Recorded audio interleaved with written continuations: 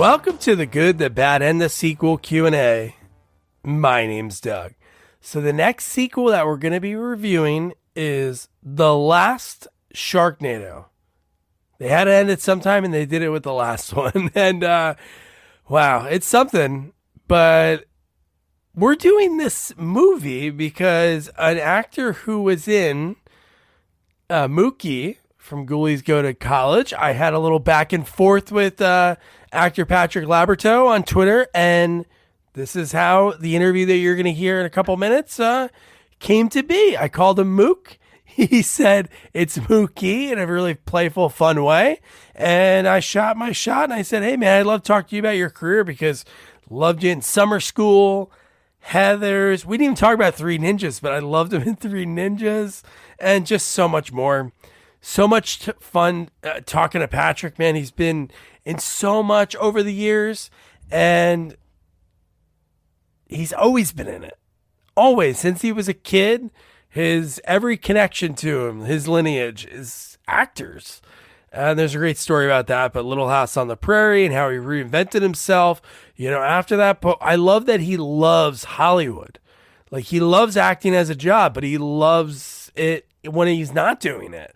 So he had some really cool behind the scenes stories that he shared about working with some absolute legends. And yeah, he was a blast to talk to, man. You're going to love him. And I love talking about, the pandemic started. A lot of people started podcasts. We already had ours going for a year. So we're not one of those guys. But he started what's called the Working Actor School. So over Zoom, he's able to, teach acting to so many different people throughout the country. So you could, if you're in LA, you're in New York, Chicago, you're training with people that are there, So with this, you're able to train with somebody from Iowa can be doing a scene with somebody in Texas. So it gives people an opportunity to, try it out, not have to give everything up and sleep on a couch in LA like Patrick talks about. It's a cool thing. So check it out. I'll put it in the episode notes. It's workingactorschool.com. He's passionate. He knows what he's talking about. He's been doing it since he could crawl, walk. He's always done acting. And do me a favor, if you're new here, subscribe wherever you're listening. Rate us 5 stars. Share us. Tell your friends, your enemies, your neighbors, exes, everyone. Just do it. And follow us on all social media at Sequels Only. And man, I love when I go back and edit because I get to re-listen and re-experience the interview that I recorded a few months back. And man, this was more fun hearing the stories again from Patrick. So I'm going to shut up. And without further ado, here's actor Patrick Labyorteaux. Sweet, man. This is pretty cool. This is the first time I think I've interacted on Twitter in within a week that I'm talking to somebody. So that's pretty awesome. Oh, that's great. Yeah, I just started back. I was on social media years ago and then just didn't have time for it. And so I just started back in December. And it's cool because did you ever do theater over the years, or was mostly just TV and film? Mainly TV and film, but I did do Groundlings for a couple of years. And when I was a kid, I did theater when I was a young lad. No, the reason I ask is when you have Twitter, and I guess sometimes it could be obviously there's the negativity of social media as well, but usually you do a movie especially back in the day, you didn't know unless you sat in that movie theater in the back row, which some people admitted to me that they do that. They would go opening night and sit in the back with a hat on. And then when they laugh and they're like, oh, they were supposed to laugh at that. Perfect. But theater, you get that instant gratification. So you got that from the Groundlings, but it's cool that you go on Twitter and you see people talking about these movies that when you made those movies, did you think that people would be X amount of years later, people talking about them? Not really. Of course, all young actors, think that they're going to be super famous and everything they do is going to be amazing. The only movie that was like that for me, I think, where I hoped that it would be the movie I wanted it to be, and if it was, that it would be like that when it was Heather's. Yeah. Summer School, we knew, with Carl Reiner and everything, that it was going to be the type of movie that, if it's done right, will be, it'll be a box office. It was a Paramount film. It was like a real movie. It wasn't like an independent. Yeah. It was like a real movie. And we were all excited about that. But as far as having that type of movie, because there's a bunch of movies made in the 80s, of course. Oh, yeah. And VHS boom, yeah. Yeah, exactly. And so you never knew what was going to punch through. And I think for Summer School, it was somewhere along the line, TBS got it, and they just started using it as a time filler and just started playing it everywhere. And so it became one of the movies that people grew up with. Yeah, it's like Christmas Story. Like Scotty Schwartz I interviewed, and I'm in New Jersey, and he grew up like not too far from here. And he told me that's how like there was like an accidental, the way Christmas Story became like that 24-hour marathon. I could see that. I'm old enough. I saw Christmas Story in a theater with a girlfriend, and I freaking loved that movie. I don't think I've laughed as hard as I did when Randy was, getting dressed up. But yeah, I can see how it became a thing, like with It's a Wonderful Life became what it is because it was in the public domain, and so every little television station could afford to play it, and they play it on Christmas. Yeah. So Patrick, I love hearing about like the origin stories, like all the people that you've worked with that I like. David L. Snyder, who's the production designer, or I don't know if he did the art direction or the production designer on Summer School, or Stuart Fratkin, or a number of the people, or Ron Schmidt. I actually just put out that interview today. I heard that. When I talked to Ron. I listened. I was listening. I was like, wait, has the Ghoulies interview already gone up? Did I do it already?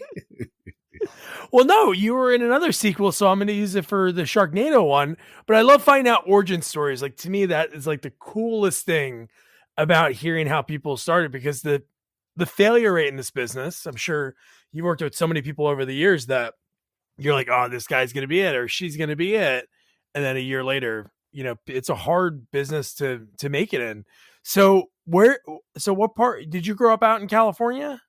Yeah, talk about origin stories. I'm adopted. And the reason why I'm adopted is because my biological mom and dad came out to Hollywood to be actors. Oh my God. Yeah, they met and they fell in love, let's say, but they had a baby, and that was me. And unfortunately, my mom had the baby, and she was, her family didn't want her out in Hollywood with a baby. So they convinced her to, put me up for adoption. My father, on the other hand, had like 8 other kids. So I've got like 8 brothers and sisters all around the country, but I was then adopted. And I was adopted by, guess what, an actress. And, my baby announcements were, we're working on a new production, with like a movie camera and everything. So they're really, and I have been acting in commercials since I was 3 years old, which, oh, wow. you don't pick your career at 3. Your parents put you in it. And so, yeah. The longer answer to your short question was, I grew up in Los Angeles in the San Fernando Valley. Pretty much haven't really been outside of a 10-mile radius as far as, my home for my whole life. Wow. When did you find out? Were your parents pretty like forward with you? Your adopted parents? Like, when did you know? Oh yeah. No, it was the adoption. The adoption was like the least weird part of my life, because they treated it like, when did you know you were born and how that all worked? It's sort of like you kind of always knew, but there was some time when you didn't know, but then you found out. And that's kind of what it was. I always understood what it was, and was never really weirded out by it. And then I ended up finding my father. My mother had passed away. I found my biological father, which, it could have gone so many different ways, but as soon as I met him, he was living in a van down by the river. I mean, if it wasn't exactly that, it wouldn't be so funny. He was living in a camper out in Borrego Springs, and I go out there to meet him, And, within 10 minutes, he's pitching me a script idea because he thinks that I could probably get it made. And it's like, oh, man. When? So, What year was this? Like oh, late 80s, gosh. 90s? Yeah, that's about right. Yeah, I think early 90s, I Oh, think is when it was. And it was just, it's sort of like, oh, okay, so that's all the connection is to him. And, yeah. there really wasn't a connection on my part except for the biology. Right Yeah. now, I don't know what you'll see, but, the way I look right now is the way he looked when I met him, with the white hair and the beard and just pretty much the exact same thing. So, yeah. So right in the thick of it, like no matter you couldn't, not say you couldn't escape the career, but it was on, either side. It was in your blood, and then Yeah, I mean, it nurture was nature really, is there. it absolutely, there were times, and there was a period in college when I was going to college, when I decided, okay, well, maybe I'm not going to be an actor, but I did love filmmaking. I want to be a filmmaker.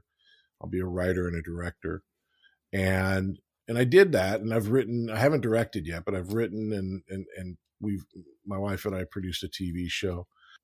I saw that. That's awesome.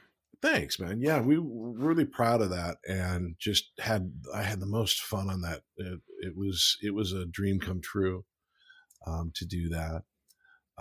But yeah, there was a time when I figured, okay, maybe I'm going to do something different, and it was kind of baked in. I just, I kind of love the town. I love the physical location here, and I love Hollywood Yeah. and the whole thing.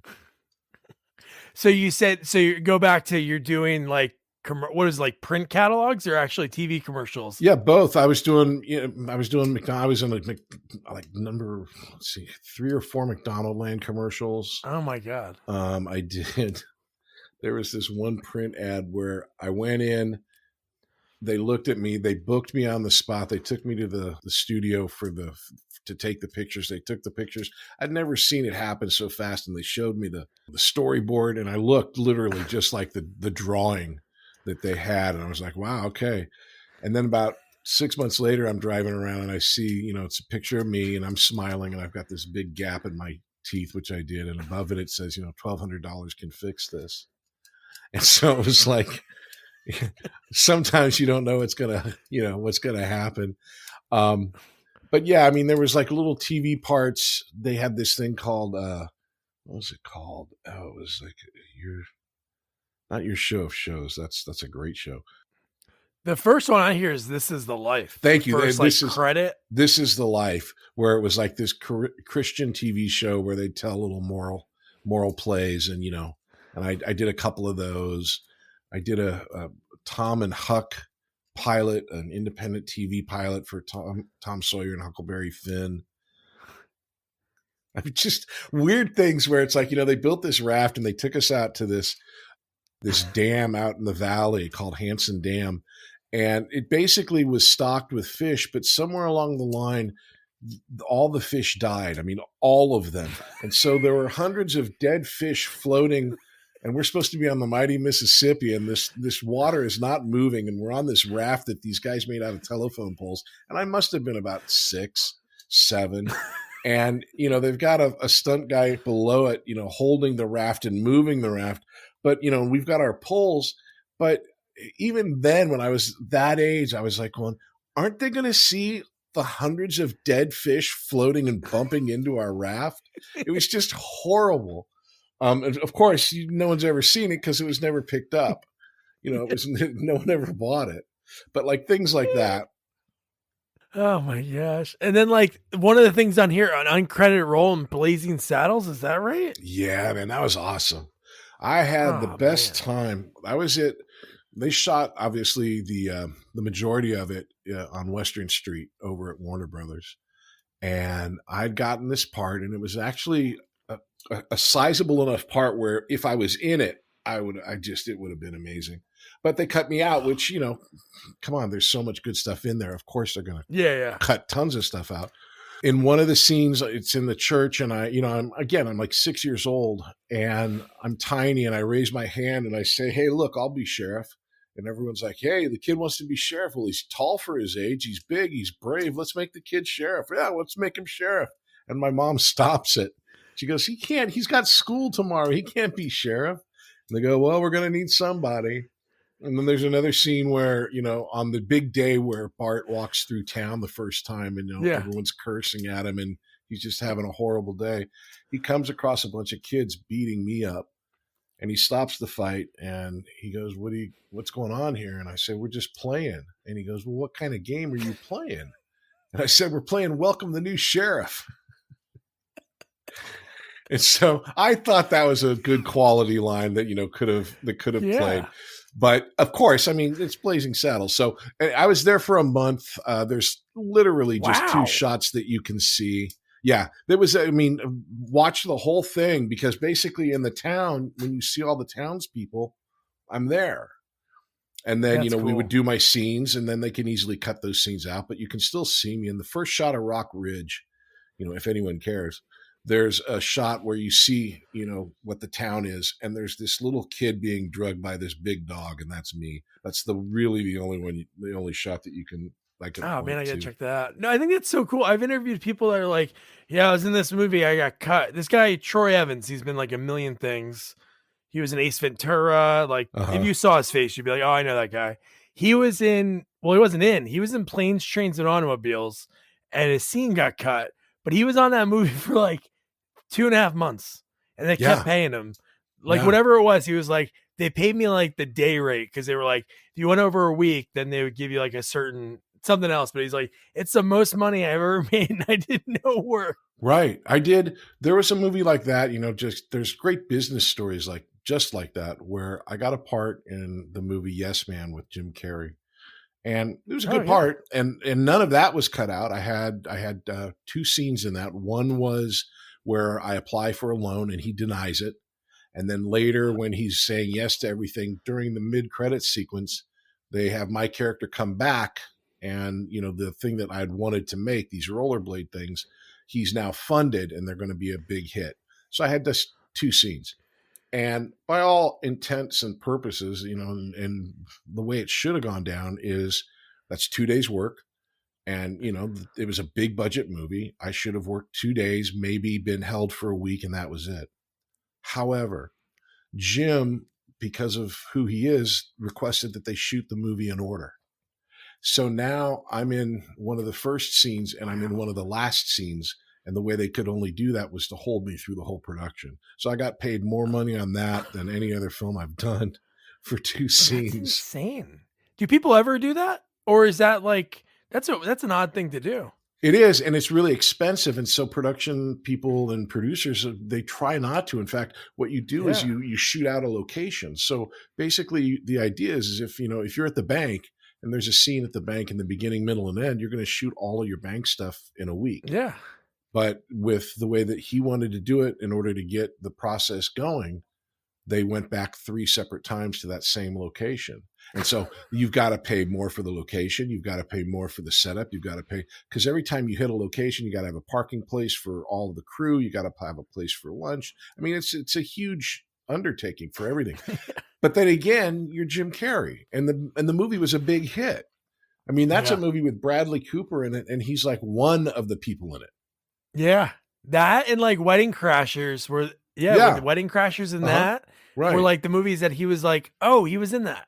And then it took off after that. Yeah. Yeah. And so you look at those and you go, okay, well, I mean, that's a real big budget movie. And I've also done the movies where, I told this story just recently. I did a movie that I'd written called Hollywood Palms. And in the script, there's this fountain in the middle of this apartment complex. And it's really important to the story just because everything happens in the courtyard. And so we needed the fountain. But the fountain cost $2,500 a day, and it was the most expensive thing in the movie because the movie was so small budgeted.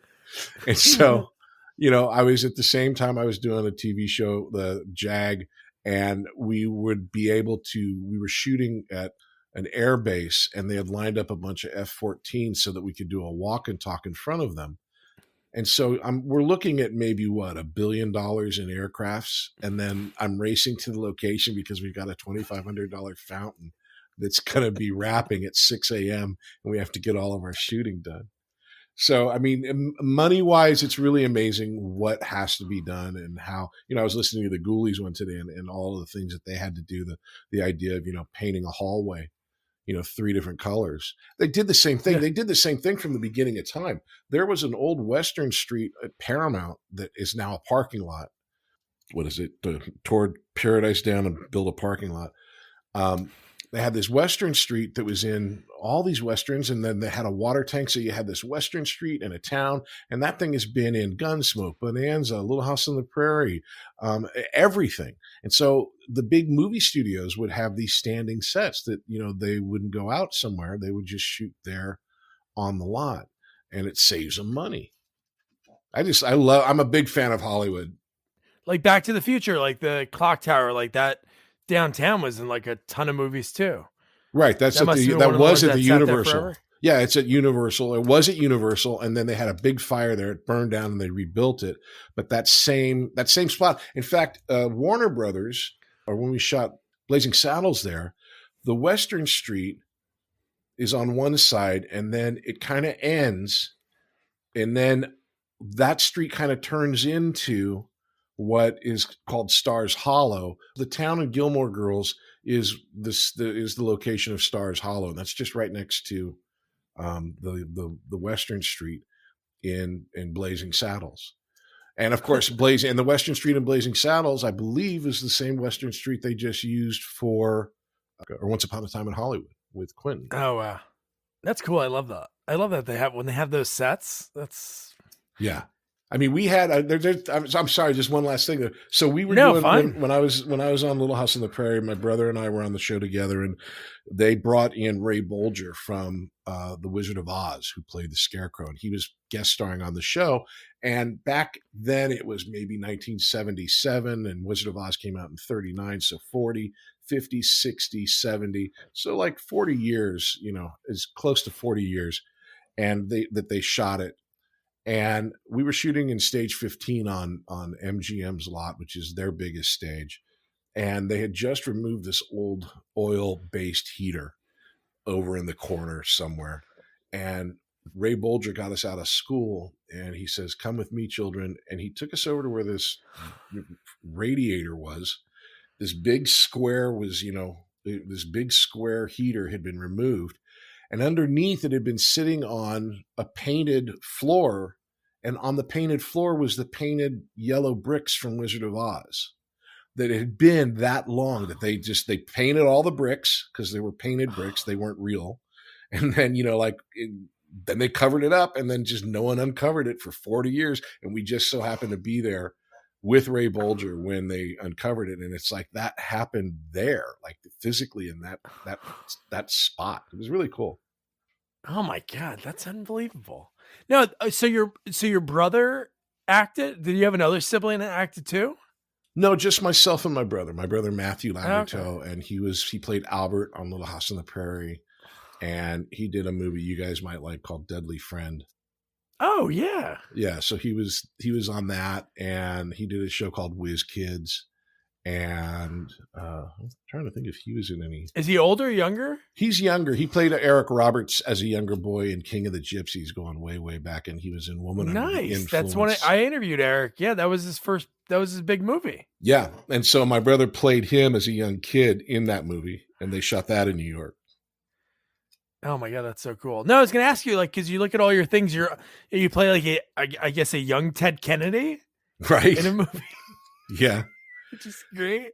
Yeah, there was a movie called Young Joe, the Forgotten Kennedy, about Joe Kennedy who died in the war, and I played his brother Teddy, who of course would then become Teddy Kennedy. But we shot that up in Seattle, and it was Peter Strauss played Joe Kennedy, and I don't know who. I think,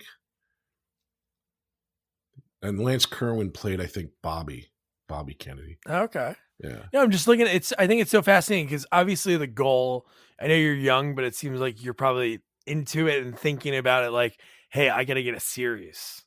Like I got to get a series because that's when you know that you're going to be, getting, making some money.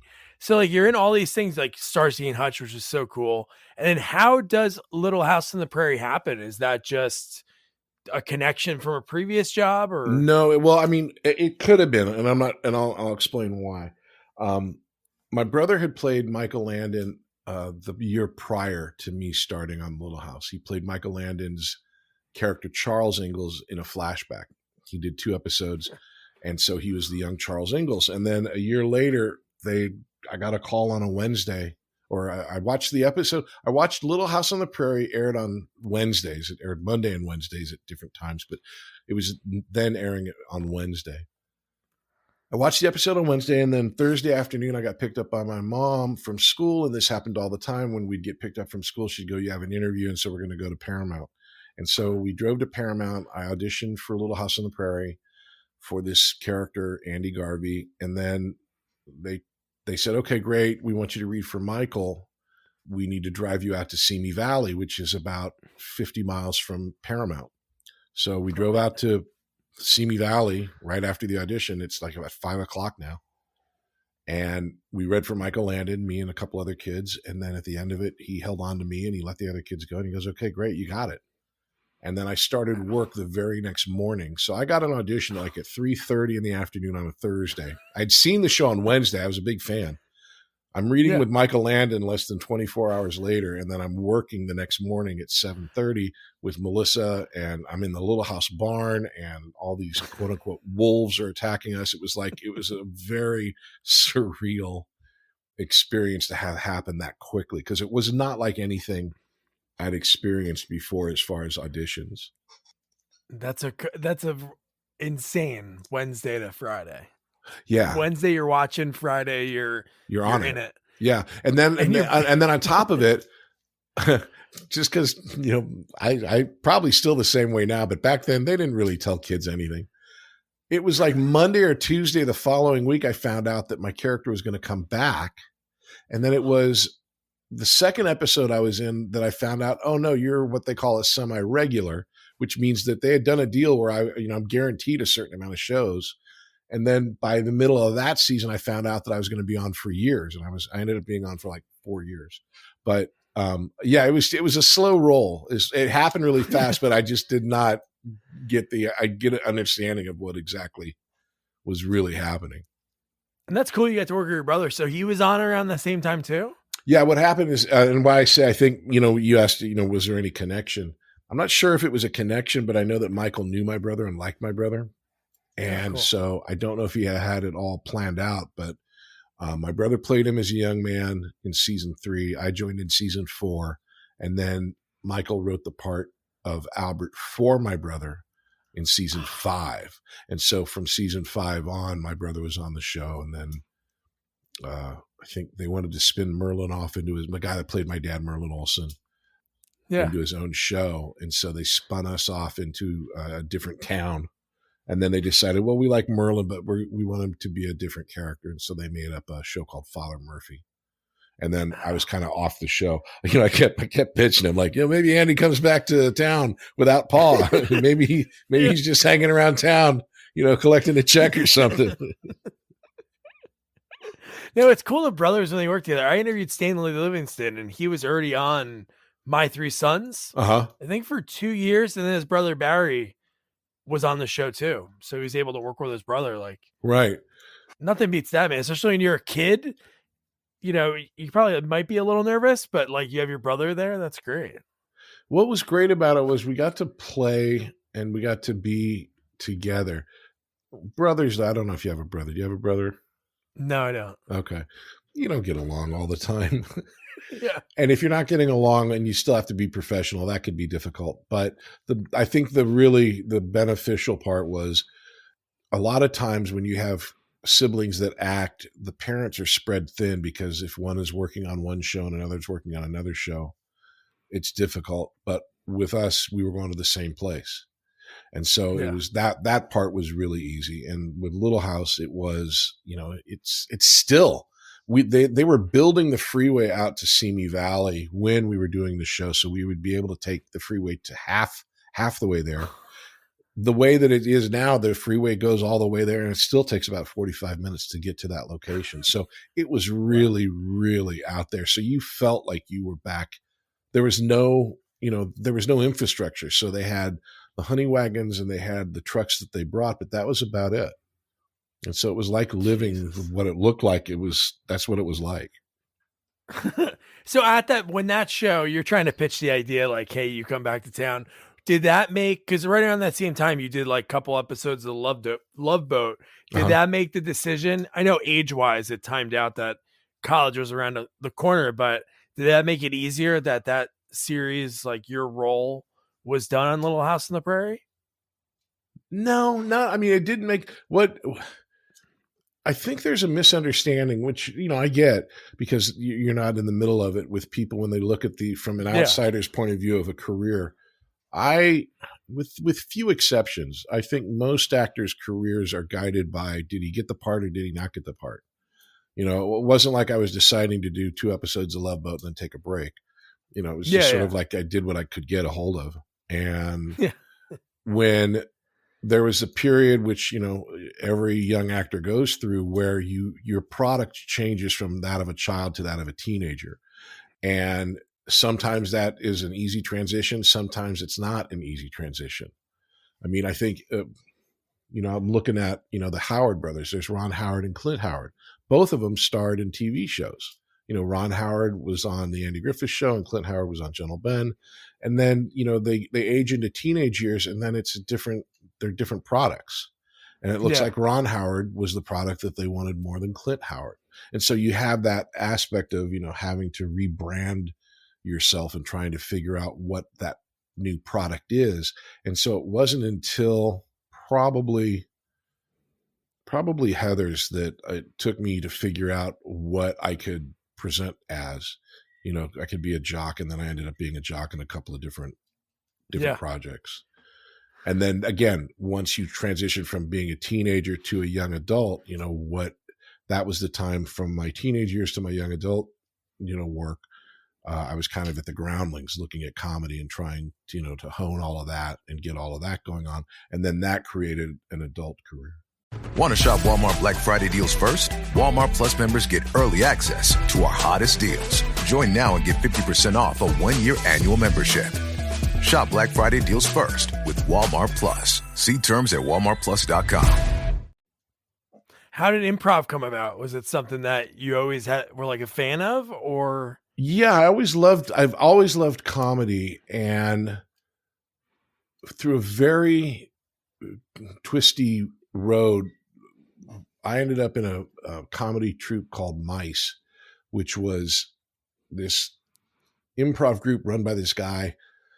And it was good training because we would play these clubs and dinner theaters and just we played the back of a deli on Ventura Boulevard to 3 people for multiple nights. Like, it was like our regular gig. And it was like, there was a lot of, paying your dues then, when it's like, when the group on stage outnumbers the audience 2-1, it's tough. And so I was in this group, and the guy was running the group also, ran a class. And then, I just sort of got to the point where I wasn't any more talented than him or anything like that, but we just didn't get along. And so I ended up going off and trying to start my own group. And then I realized, why don't I just stop trying to create something that's already been created? And I auditioned for the Groundlings, and I loved it. Oh, wow. My God, I loved it. The Groundlings school, if you have an opportunity, if you're not going to, check my school, Working Actors School out, the Groundlings is great. And I loved it there. I loved the idea that you could work your way through the school, and then at the end of it, you're on stage and then possibly becoming, a lifetime Groundling. I made it all the way up to the vote, and then I didn't get voted in. And that happens, it's like, I have to deal with that. But in my group, in my group of my classes was, Chris Kattan, Sherry O'Terry, Anna Gasteyer, Chris Parnell. Oh my God. Oh, I'm forgetting the other. How can I forget it? From Last Man on Earth. He's in everything. Will Forte? Will Forte. And then the group before me was Will Ferrell and just insane amount of talent. What year is this? Is this late 80s while you're in Heathers? Yeah, early 90s, like late 90 to 93, that era. Yeah. Oh my And God. just the amount of talent that was there, was like, and again, the group, literally the group that I was in, they took about 3 of them to SNL. I never got to audition for it. This story isn't sounding as good as I thought it was, but the idea is that, that's the reality of the business. It's like, I watched it all happen. I was thrilled for them. I would have loved to have been a part of that. Wanting to be on SNL was like so amazing. But yeah, I mean, so I had the bug there, but one of the groundlings who was a performer and also a teacher there's a thing called the Sunday Show. The Sunday Show is like the spring league for the groundlings. And so you perform on Sunday, and then from there you're voted into the main company or not. And so I had done 2 years in the Sunday Show.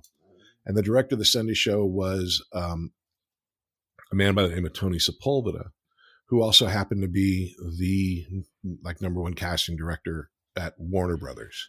And so It worked out well for everybody. I was being hired, by Warner Brothers for Lois and Clark. I did a TV show there called Hope and Gloria.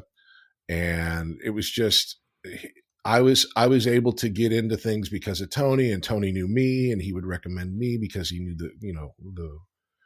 the work that I could do. And again, for him, he's also looking for talent. So it was sort of like, it was mutually beneficial.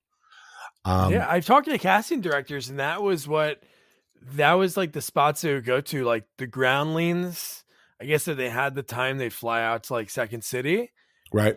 And UCB was also just starting here. Yeah. Oh, it was? Okay. Or the Comedy Store. They'd sit and they'd go there. Like the one lady I talked to, Mitzi would call her and be like, "Oh, you have to check out this David Spade." And then she casted him in one of the Police Academy movies. But yeah. Is that Penny Perry or Fern Champion? Oh, Fern Champion. Okay. Yeah. Yeah. If Fern Champion was I think she had me in for a bunch of things back in the 80s. Yeah. But again, I mean, I heard your conversation today about Ghoulies. It was a different time then. The town felt smaller. It felt like there was more connections between people. And certainly now, with YouTube and digital, a great film or a great project can come from anywhere. Before, it was literally bounded by geography of, or how close you were to the cameras that could actually film something that would be considered professional. But now you can do it on your phone. Yeah. I don't want to plug other shows because I always say like my interviews, but I don't know if you ever listen to Mark Maron's podcast, but I couldn't sleep last night. I listened to Ed Begley. If you ever never heard his story, oh my God. I've met him a few times. He's been around forever. Really? And he was also, there's a group of shows. When I did JAG, it's created by a guy by the name of Don Belisario, who also did Black Sheep Squadron, which Ed Begley was in. And so he and a couple of those producers, I would run into them all the time. But yeah, it's a crazy close town. Yeah, he was talking about there was like 2 places he used to hang out with. I can't think of the bar. Tonkas or Tronkas or sounded like Tukas. It's like a weird name, but Trankas? He talks about, that's what it was. Yep. Right. That's out by the beach. Him and Harry Dean Stanton would drink every night. They would hang out every night. And then they were on a movie in Georgia, and they said they were sitting there talking, drinking. They go, you know what? We should call, I forget, Giuseppe or whatever the guy's name was, the bartender. He goes, we should call him and check on him, see how he's doing. Yeah. No, he's wild. His stories are insane.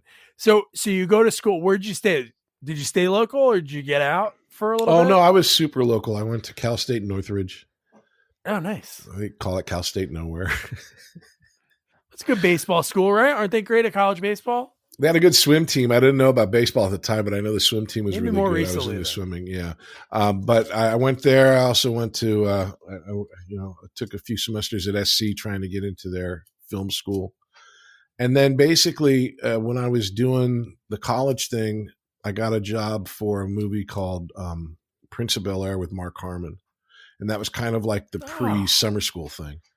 And I kind of had a talk with myself and said, look, if I keep stopping going to college because I'm working in movies and I want to be in movies when I get out of college, why am I going to college? Yeah. So I just decided, okay, well, I'll miss out on all the college stuff, but I'm already working. So that's kind of where I ended up. You can do all the college stuff in when you get to 1990 in Ghoulies. You can take care of all the college stuff in Exactly. 1 3-month filming or 4-month filming for that. Everything that was done in Animal House, we will do in Ghoulies. So I think it's so cool, like summer school. And I've talked to so many people, like the whole TV, like especially in the 80s, it was like if a certain show had you on as a guest star for a week, it was like from that you were gold. You'd be on so many different shows. So like being in a movie like Summer School, having that like quote unquote like stamp of approval. Obviously you have your credits before that, like being on Little House on the Prairie, but like Carl Reiner, like having a guy like that direct you, is that something that is so big going forward? Because from that point, it's like so many big movies within a few years. I'll tell you, Doug, the one thing that I really haven't made peace with and don't really understand as well as I would like to is I haven't had that experience. Directly with Summer School, working with Carl Reiner was amazing. And it led directly to Ski School happening because the guys making Ski School just put offers out to Dean and I to say, hey, will you come do Ski School? And so that was a direct relational idea of like, we want those two guys and we won't pay them any money, but they'll come up to Canada and we'll have a good time and we'll make a movie. And that's what we did. Aside from that, what has really been kind of like mystifying to me is it feels like your work should propel you into some other work. But for me, my experience has been that each time I go and do a movie or a TV show, when I come back after work, everyone's like, what's going on? Where have you been? It's like, well, I just did this project. And they go, oh, we had no idea of that. Anyways, here's what we're doing. And it's sort of like I have to start over each time. And so it's like, okay, so that's part of the business. I'm not going to, bitch and moan about it and complain, but I have always wondered that myself too. It's like when after JAG, you figure, okay, I've been on a show for 10 years. That's got to give me some clout. And the idea in my head was, I've been on a TV show for 10 years. When I get off, if I, because a lot of people, once they've been on a TV show, they just won't audition. You have to make offers or that's it. Yeah. If I don't do that, if I agree to audition for anything because I'm not afraid of auditioning, in fact, I like it, then I should have no problem continuing to work because I'm a better actor than I was when I got on the show, just for the fact that I've had 10 years of practice. And I thought for sure that I would never have a problem working again. I questioned whether or not I would be doing the projects I wanted, like, oh, would I be getting big movies or would I be getting, another TV show? But I knew that I would always work. And then I didn't.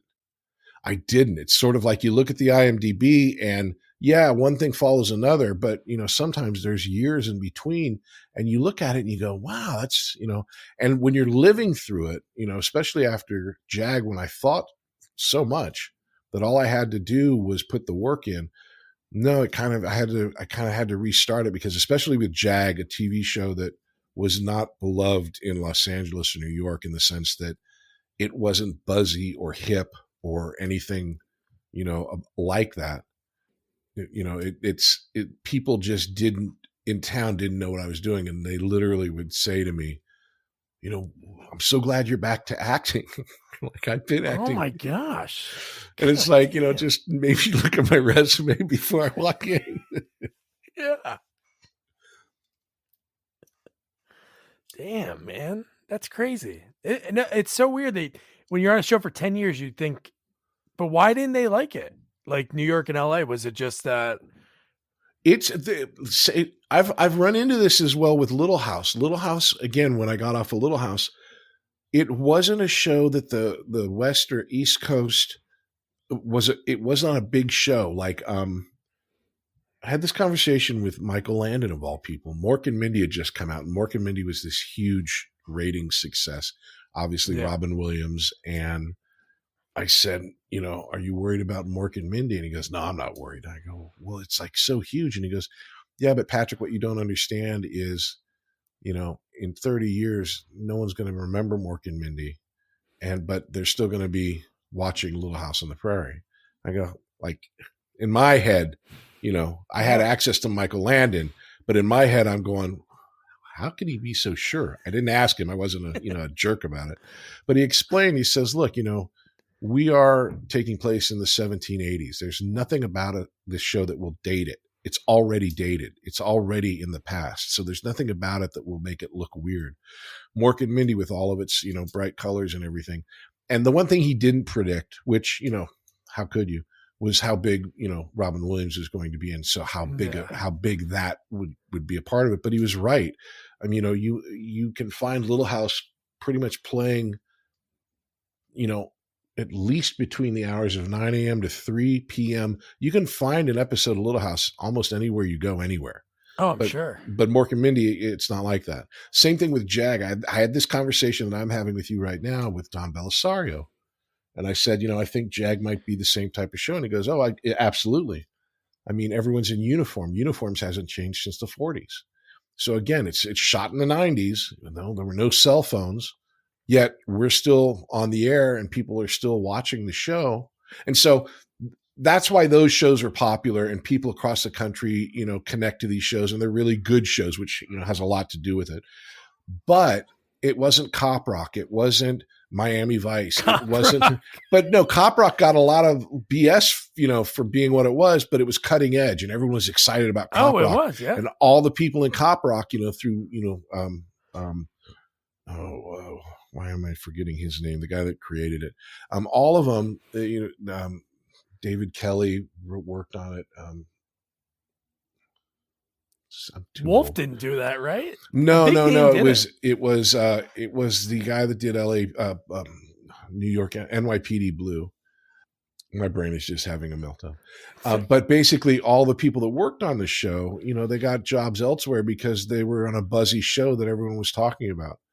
You really didn't hear too much about the actors on The Waltons or Little House or on Jag. My favorite way that I kind of thought about it in my head was, you've heard of Walker, Texas Ranger, right? And who played Walker, Texas Ranger?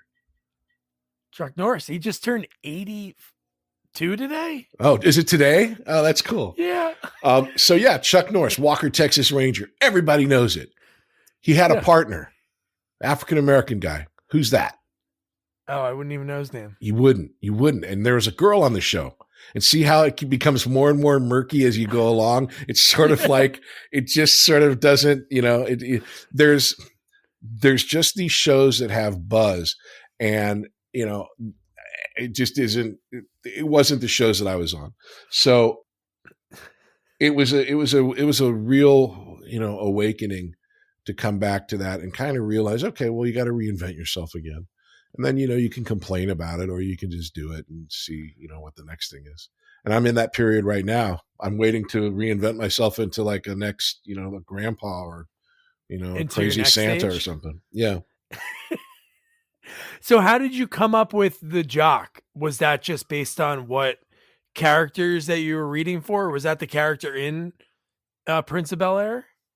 No, the character in Prince of Bel-Air was kind of it was a transforming character, which was kind of useful as far as the character started off as kind of this dorky loser who turns into this sexy beast that Mark Harmon trains. The whole idea was that Mark Harmon was this man boy who is hired by a rich man to help his son become cool. Sort of like, just like I can't remember it. But basically that's what it was. And so my character went from being like this loser guy to being, this buff tan guy who was having three ways thanks to Mark Harmon's, tutelage. And so that did a lot to literally show a transition in the film itself the beginning of the film. I'd been working out, and it's like I was in really good shape at that time, and so they had dressed me in all of these clothes that just downplayed everything. And I've got a round face, so it didn't look like I was, like I looked like what I looked like. And then by the end of the show, they're taking my shirt off. They're throwing fake tan on me and doing all of these things. So it looked like this big transition. And then because of Prince of Bel-Air, which Mark Harmon was in with Kirstie Alley and also Dean Cameron. Dean Cameron played one of his assistants. Basically, Mark got the band back together again and said, I want these kids in the movie. And so he had us come and audition. And he goes, I wanted Kirstie for the role. And so it was really type of a coincidence. So I guess that's two projects that led. One led to summer school, and then the next one led to ski school. So those three were connected. Yes, Stuart was telling me about Dean.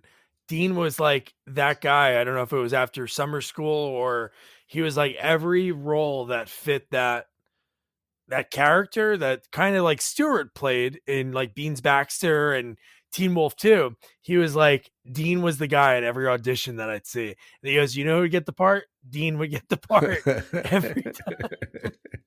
Dean's amazing. Dean and I have worked together a bunch. We wrote a movie called Hollywood Palms, and nice. We did. So it was you and him with the fountain. Yeah. It was us that came up with the idea that we needed a fountain to begin with, and it was, a really amazing time. And it's a perfect example of he's not any less talented. He's more talented. I'd love to see more of him. Same with Stuart. Yeah. And it's so cool, the connections. Obviously I wouldn't know that you and like Dean, but it seems like Dean and Richard Horvitz. Is that his name? Yeah, Horvitz. Yeah. They're still buddies. Yeah. Yeah, and they were doing like a joke a day when the pandemic started. And then like Stuart was on one of them. Yeah. Yeah. No, it was so deadpan. I just talked to Richard maybe 2 weeks ago, and I love him. And it's like, he's super talented. I mean, he's got a crazy animation career, which. Yeah. He's a big time writer, right? Voiceover guy. Oh, voiceover. Yeah. Yeah. Like Invader Zim and the Angry Beavers and just Ricky and Billy and Mandy, just amazing talent. How'd you get into that? Because you got into the voiceover work in the 90s, right? Yeah, I did. I got into it by being at, it's like, here's the story. I was at this Hollywood barbecue, and an agent found me and suggested that I go up for an audition for him. I got the audition. I read with one of his clients. His client recommended me. He signed me, and he's been my agent ever since. The reality was, the Hollywood party was, you ever go over to your friend's house and there's like three of you looking at a barbecue waiting for it to get hot? And it's not a party. It's just sort of like three guys looking at a barbecue waiting to eat some burnt meat and drinking beer. That's what that was. And this guy shows up, and Paul is the guy, and he shows up, and he was a friend of my casting director buddy, and we were just hanging out. And it ends up that he was working. He was a new agent at this talent agency, and he sent me up for this role, and I got the role. And then it just became this thing where it was a meshing of what they were looking for, like the Dean Cameron type of thing, where Dean Cameron played like the young Bill Murray type of, guy that was loosely in control of everything. In the voiceover world, they wanted, everything used to be in a world, like this big, huge. And so they wanted this new type of dude character that was like, friendly and relatable and just sort of like your friendly neighborhood guy. And I ended up being one of the people that filled that role. And again, what was so amazing about it was, and this is actual numbers, in the 90s, there was probably, counting everyone, about 30 people that did what I did for voiceover. It wasn't like there was only 30 people in the world that could do it. It was literally just 30 guys, because all the auditions and everything, you'd go in, it was an audition, you'd drive to a place, you'd record on tape, I mean, and then you would leave and you'd see all the same guys at the same places. There was like 4 different places you'd go. And, one guy would say, hey, I got the Chrysler account. And now he's the voice of Chrysler. I was the voice of DiGiorno Pizza for like 8 years. And, it's not delivery, it's DiGiorno, bought me a house. But it was just a couple of guys. And so when I got into that, then I got a gig for a network that was called at the time the WB, which is now the CW. And I became their comedy promo guy. And so for all the comedies on the network, it'd be like, coming up next on the Wayans Brothers, Marlon and Sean get into some crazy trouble. And so I would do those. That's amazing. And then it was a beautiful, wonderful career. And then I got that TV show Jag, and I tried to keep both going, but then one had to go away, and it was the voiceover career. So again, I'm done with JAG 10 years later. I figure, okay, I'll come back and I'll do voiceovers. My voice is the same. I can still act. I'll audition and everything will be, I should be doing fine. The world changed and now it's even more different. I mean, look at you. You got a setup there that would be the envy of one of the studios that I used to record for. And so does everybody. A snowball mic, a USB, and an internet connection. And you can audition from anywhere and people do. And so I heard from my agent, I said, okay, seriously, number wise, how many people are they auditioning for the stuff that you have me audition for? Like the stuff that is through a casting director to a top tier agency and is auditioning like the number, the professional level voiceover people. He goes, about 500. So 500 people are auditioning for something that, I want to get the part, but I feel so sorry for the person casting it. How can you listen to 500 voices and go, 384 was really good, but I don't know. 415 is coming on strong and she's really, how do you do that? So it's a completely different world now. I'm trying to get back into it. I auditioned. I have my setup here. I record in, that room right there. Yeah. And, I send in stuff and I record. I just did a Netflix looping gig where, they buy all the shows from Czechoslovakia and then we put American voices on them and then we all watch them on Netflix. But it's just a different business. It's, instead of the 30 guys I could name, it's literally 30,000 people across the country that, on Fiverr, people. Think about it. Fiverr, you can get a guy doing your voiceover for $25. It's all non-union. And some of these guys have great pipes. And, look, I'd like to say that I'm talented, but come on. If you can read copy, it's not that hard.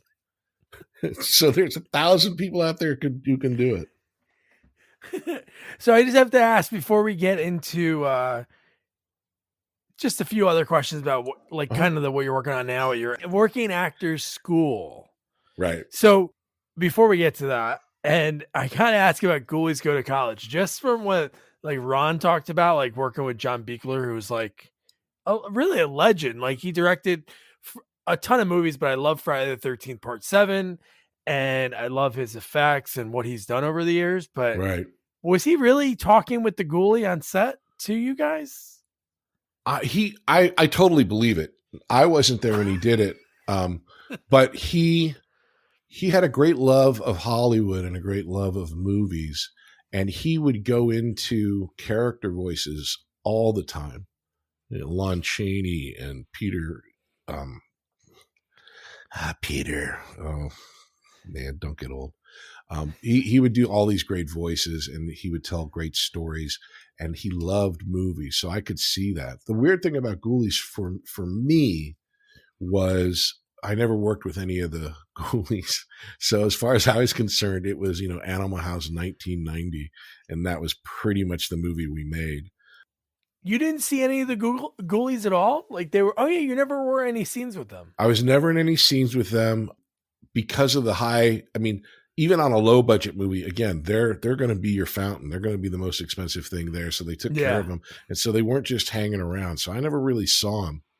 As it turns out, because of my friends in the voiceover world, I knew all of the guys that did the voices.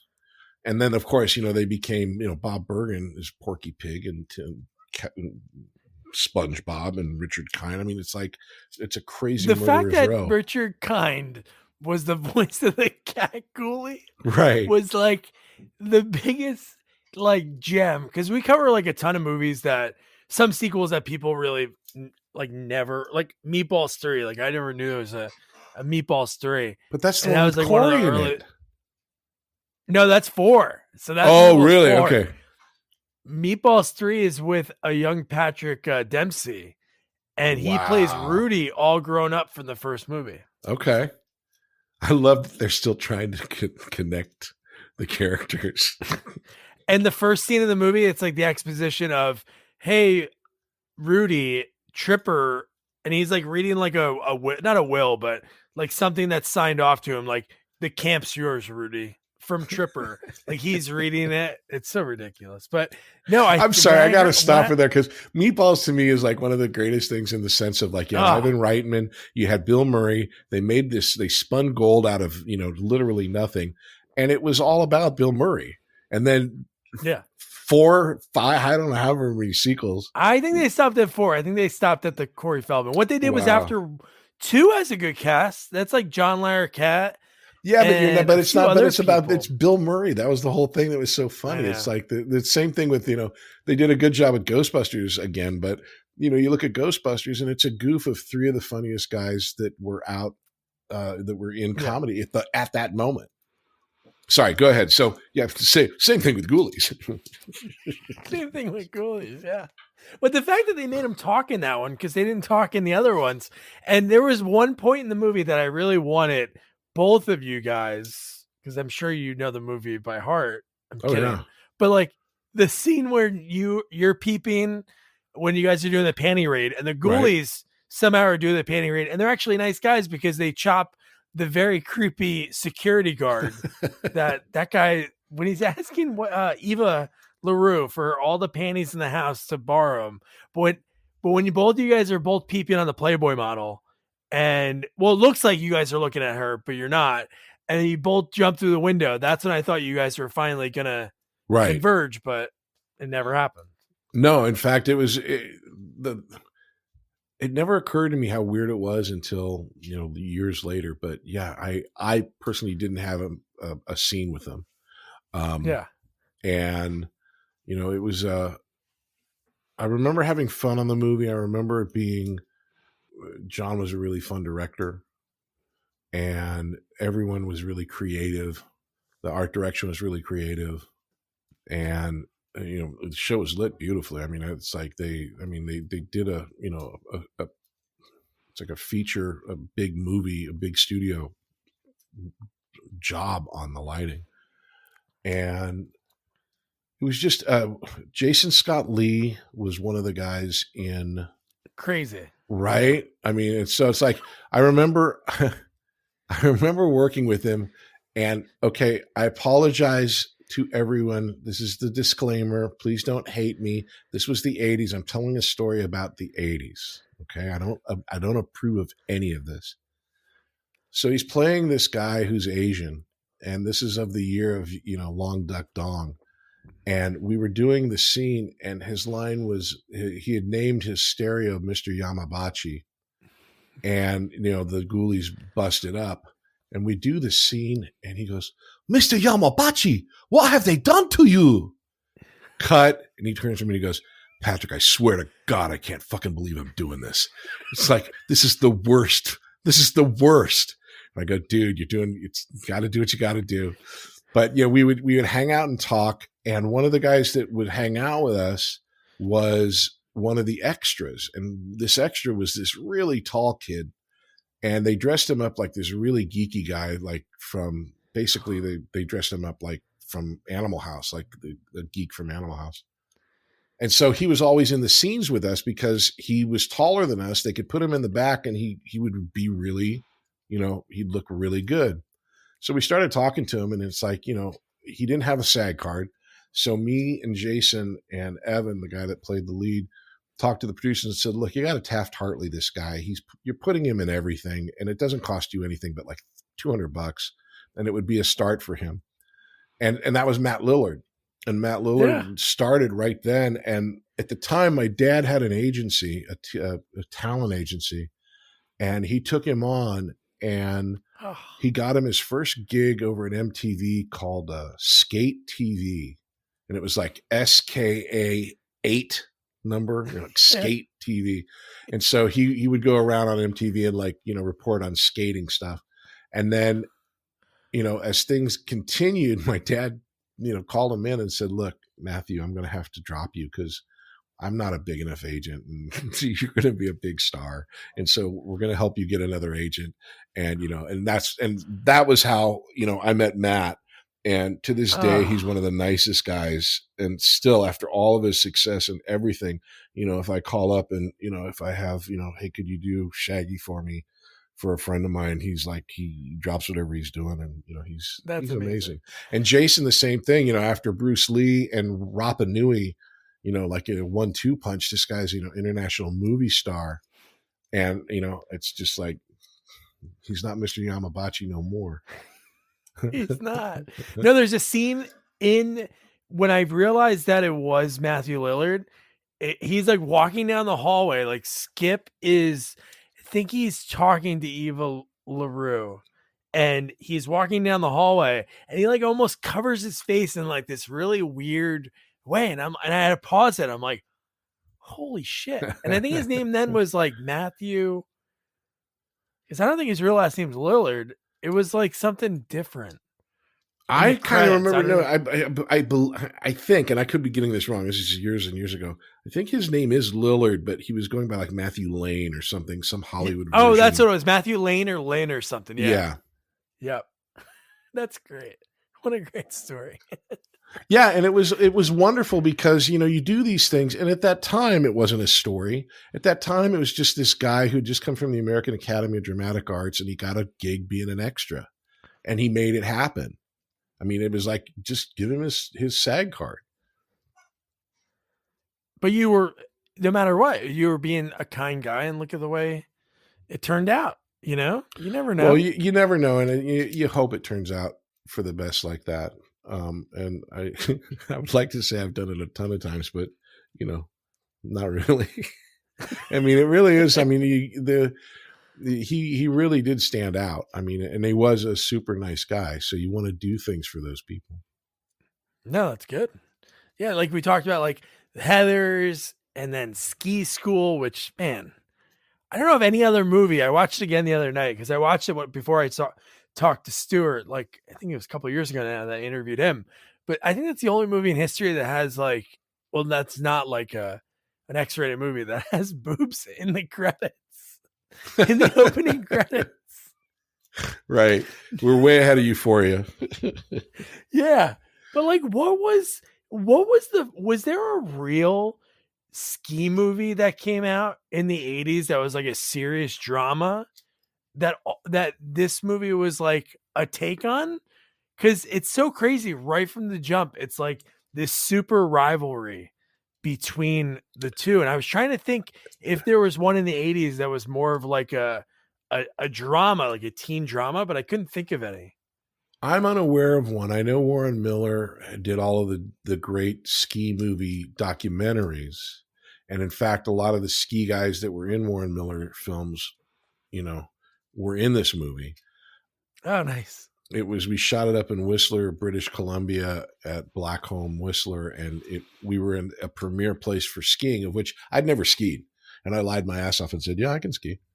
And, really? They kind of discovered that I couldn't when I couldn't figure out how to get off the ski lift at the top of the mountain. And they go, you lied to us, huh? And I go, yeah, but I'm here and you can't fire me now. So they had a stunt guy do all of my skiing. And then I had to ride on the director's back to the different locations because I couldn't ski to the locations. It was embarrassing. But so they had all these great ski guys from all these different movies. But I think, there was another movie with Roger Rose called Ski Patrol. And again, I know Roger because Roger is voiceover guide. So we knew each other. And we've talked to each other about it. And we will talk to people who saw the beginning of Ski Patrol or the beginning of Ski School. And then watch the end of our movie or his movie, and they don't know they're two movies, because Ski Patrol and Ski School, you got your Taco Bell and other things. You're not really paying attention. You're laughing, and that's about it.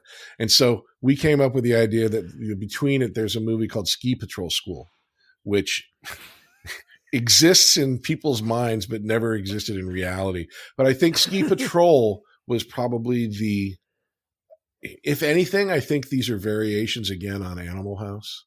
The slobs take over. And so you've got Ski Patrol, which is very similar, but they were the big budget. And then Ski Patrol and Ski School is low budget. And, it was so low budget that Section 8, one of the reasons why I think people enjoy it at all is because we were given the opportunity to come up with stupid, dumb things that, the Shakespeare Theater and just a bunch of stuff that shouldn't be in a movie for really good reasons.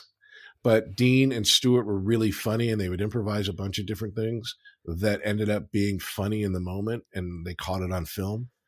And so I think the unique quality of Ski School, I can't believe I made that sentence. The unique quality of Ski School is that it looks like the same. It looks like what really happens when you go and ski and get high and just party. And it doesn't make sense. And if you try to explain it to someone, they don't have as much fun as you did doing it. Yeah. It's like the like any movie, you have to have the good versus evil. And, you have the preppies or the socias versus, the greasers. And then you find the stereo system and the lights. Exactly. In this boring, dull party. Yeah, it's such an awesome movie. It's a movie that when I was 10, 11, it was like a movie that my buddy's older brother would be like, dude, you got to watch this, man. They're 15, 16, ripping bongs. And we're like, I don't know if we should be here right now. Right. Exactly. Yeah, I think the amount of character work I put into Ed was I decided I was going to wear my cap backwards. And that was the extent to which I put, backstory and everything into it. No matter what, he's never taken his hat off, and it's always going to be backwards. It's okay, good job. Some big fan, I don't know if Dean told you, put together trading cards for. Yeah, I have them right here. Have you seen them? Oh, sweet. Yeah. Yeah. I mean, Dean got me a set. And they're beautiful. That's awesome. They're beautiful. Oh man, that's so cool. Again, when you're making these movies, you never know, years later, who's going to have that connection with them.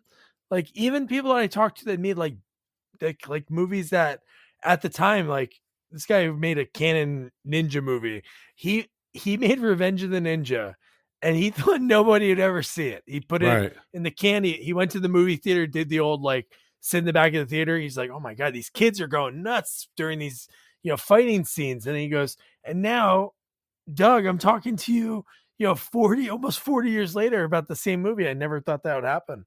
And I bet a lot of people really do think about that. You're done with the movie. You're like, all right, see ya, on to the next one. Because that's what the business is. Yeah. It's a job to job for the most part. Look, I got it with Ski School. I remember, again, that happened quickly, not as quickly as Little House, but, they said, hey, we want to do this movie. I said, yeah, great. Here's the script. We're going to be flying you up next week. And I remember being in Canada, calling my agent, because there was something with the contract. And I call my agent and I go, so what's going to happen with this part of the contract? And they go, well, first of all, they can't do anything because you haven't left Los Angeles yet. I go, no, I'm here in Canada. I'm in the production office. And they go, you're in the production office? It was not well put together. The communication wasn't that great. And it was, by the time we were done, I think we were up there for 3 weeks, I think, total. And that was it. And, you're done with it. And you don't, but again, remember, we're in British Columbia. So by 10 o'clock at night, it's still dusk. So there was lots of shooting time. And it was just, I was done with that movie, and I came back, and that was a quick job and back to auditions. You don't think about it. To be honest, I didn't even think it would ever get released, and it didn't for another year. And then they reshot a whole bunch of things a year later. And then they had me come in, and you were talking about the opening of the movie, the entire movie opening where, there's the voiceover where the guy's explaining everything about who everyone is. Yeah. That's me. They just had me do it, not as character, but just as a voiceover guy. They said, "You got a good voice. God. Why don't you just, read all of this copy to explain the whole movie?" And so, you do these things and you just don't know what's going to happen. The only one that I did know if it was going to be anything was Heather's, and I was completely wrong. I thought it was going to be a big hit, and it came out and it bombed, and I was like, well, I guess I totally got that wrong. And then it became what it became, but it took years. So many movies that are like that become like these cult classics, like just don't, like the Monster Squad. I think that's like one of the coolest movies.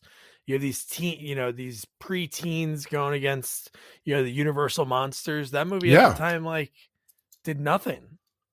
Yeah. And I mean, what's so funny is I rewatched it because I love that movie. And like the credits, it's like, I was so surprised. Like the director ended up directing episodes of Jag. The cinematographer ended up directing episodes of Jag. Oh, Fred Decker?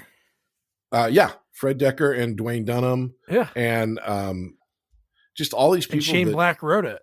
Yeah, I love that they had a company called Black & Decker, which is one of my favorites, I'd find a guy named Decker just to do that if I was named Black. Yeah. But yeah, I mean, there were so many great things in that movie, and you discover these things, that are kind of out there, and and nowadays, because back then in the 80s, you had video, and so you knew that you could maybe have an afterlife. But I just recently had to put together a reel, and I could not get over the fact that I basically, with maybe one or two projects, I could find everything that I was in online in some format or another. And so it's amazing how much is available from that time. Yeah. Wow. Well, Patrick, this has been awesome. So I want to ask you, Working Actors School, how long has that been around? What made you start it? What made me start it was the lockdown and COVID and everything. I was just needed something to do. And having been an actor from a young age and been at all these different levels as far as, a kid actor, a teen actor, I just have all these experiences from a working actor's perspective, from being on the set. And I've gone to a lot of different classes of the very serious type of acting schools, and again, where they have the term studio in them, the actor's studio, these, and what they are wonderful. They're a safe, warm place where you can do nothing but act, and you don't have to deal with the realities of a set. There's no screaming AD. There's no time constraint. You can be on a set and have had your whole monologue perfect. And then they turn on a jet, which has happened to me, and it affects your body so much that you poop your pants and you can't remember a line. That there are things that happen on sets that just don't happen in an actor's studio. So I wanted to bring that idea to the reality so that if you go through the course that, you learn how to act, of course, but the idea is that you're also going to be taught what it's like to be on a working set. It's sort of like the difference between architecture and then building a house. You learn all of the steps to actually build a character and get it on the screen, and how to deal with the different type of directors and the different type of actors that are out there. And so it's called workingactorschool.com. And one of the benefits that I never considered up until the lockdown was we do it all on Zoom. And so you don't have to live in Hollywood to train in Hollywood. It's just like what I was talking about with the voiceover, make the new technology work for you, where, I've got students that are all across the country right now, and they're all in the same class, different times, different time zones. But that's something that's brand new, and it gives the opportunity for someone in Iowa or Missouri who's not coming out to Hollywood and risking their entire fortune on trying to become an actor, being able to train with someone who's been in this town, since he was a little kid. And so we've got, I'm not knowing when this is coming out, we've got classes always rotating. Right now we're in March, and we've got a new basic class starting up. There's a new one starting in April. And so every couple of weeks, something new is starting, and they're always listed on the website at workingactorschool.com. So come and check us out. And, you can reach me at the website. And, if you have any questions, great. But it's really a fun-based idea to teach you how to act with a real practical approach to it. No, that's great, because most of the time, if there's like acting classes, it's either you have to be really even a major city, even in like a city, a state like Iowa or anywhere, you still have to be in the hub in order to get to anything. Even me being in Jersey, if I wanted to do even an improv class, man, I'm either going down to Philly or I'm going to New York, and that's a pain in the ass. So that's great that you started that. And you can do it. I mean, you can see behind me. This is my office at my house, and I can do it here with the beauty of, Zoom and breakout rooms and everything. I can have two actors working together. I can give them direction, have them go work on it while I work with some other actors. And then we bring it in front of the whole class, and then the whole class gets to see it. And it's not the same as being in the physical location. There are things that you cannot do. But having said that, there's a universe of things that we're doing that you can't do in an in-person class. You cannot work with someone if you're in Washington and they're in Illinois. And it's fascinating. And it brings out so many new types of people, because I'll be honest with you, the type of person that ends up in Hollywood, they got to be a little bit crazy, man. They got to be a little bit like off the beaten track, because they're here, they're risking everything, and they're not really living in the real world. We're insane, crazy people. The people that I get to work with at Working Actors School are people who love acting, who want to try it, but they're at home. And so there's a whole nother level of, stability that I haven't really experienced. And it's really kind of interesting, and I'm learning a lot. So it's fun for everybody. People, are really enjoying it. And come and take a look. That's cool, man. Yeah, this won't be out for a few months. But what I'll do is I'll put it on my website, and I'll mention it in the beginning of episodes, and just mention it, because that's pretty cool, man. And you're right. You have to be crazy. I've interviewed a few people. There's a ton that their origin stories include going to LA and risking it all. Like, it was gonna be my last audition, and then I got the role finally.